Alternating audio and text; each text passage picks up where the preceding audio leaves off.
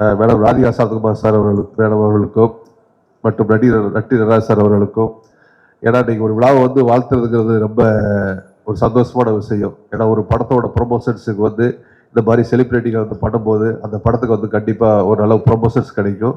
ஆகவே இந்த மாதிரி வாழ்த்த வந்த சாந்தகுமார் சாருக்கும் மேடத்துக்கும் நான் அந்த நேரத்தில் நன்றியை தெரிவிச்சுக்கிறேன். ஸோ கார்த்திக் நாயனை பற்றி சொல்கிறதுன்னா நான் இந்த ஒரு மேடை பத்தாது.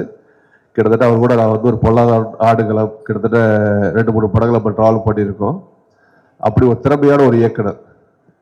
எப்படின்னா ஒரு வெற்றிமாறன் சார் ஒரு காலேஜ் ப்ரொஃபஸர் மாதிரி அந்த ஸ்டூடெண்டா அங்கிருந்து ஒருத்தர் வெளியே வராருன்னா அப்படி எப்படி ஒரு மோல்டாகி வரும்னு சொல்லி அதுல இருந்து தெரிஞ்சிருக்கும் உங்களுக்கு வந்துட்டு.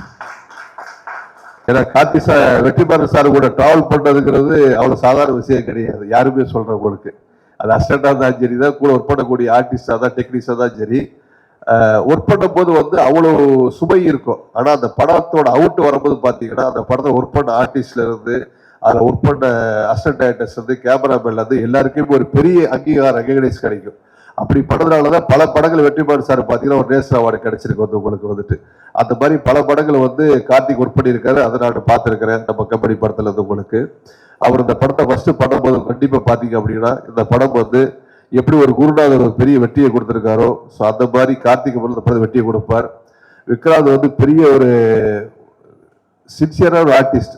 ஒவ்வொரு படத்துக்கும் நான் சொல்லுவேன், ஒவ்வொரு படத்துக்கும் ஒரு ஆர்டிஸ்ட் வந்து தன் உடம்பு எப்படி வருத்திக்கிட்டு எப்படி அதுக்காக போல்ட் ஆகுற மாதிரி இன்னைக்கு வரைக்கும் அதை சின்சியரா பண்ணிக்கிட்டு இருக்காரு.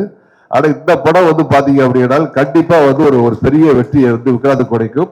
அதே மாதிரி ஐஸ்வர்யா மேடம் வந்து அவங்க நிறைய காக்கா பண்ணி நிறைய படம் பெர்ஃபார்மன்ஸ் பண்ணிட்டு அவார்டு வாங்கிட்டாங்க. பட் அவங்களுக்கு இந்த படம் ஒரு பெரிய வெற்றியை கொடுக்க நினைக்கிறேன். ஹோல் டீமுக்கும் ப்ரொடியூசர் ஜெகதீஷ் அவர்களுக்கும் இந்த இடத்துல வாழ்த்து நடைபெறுகிறது.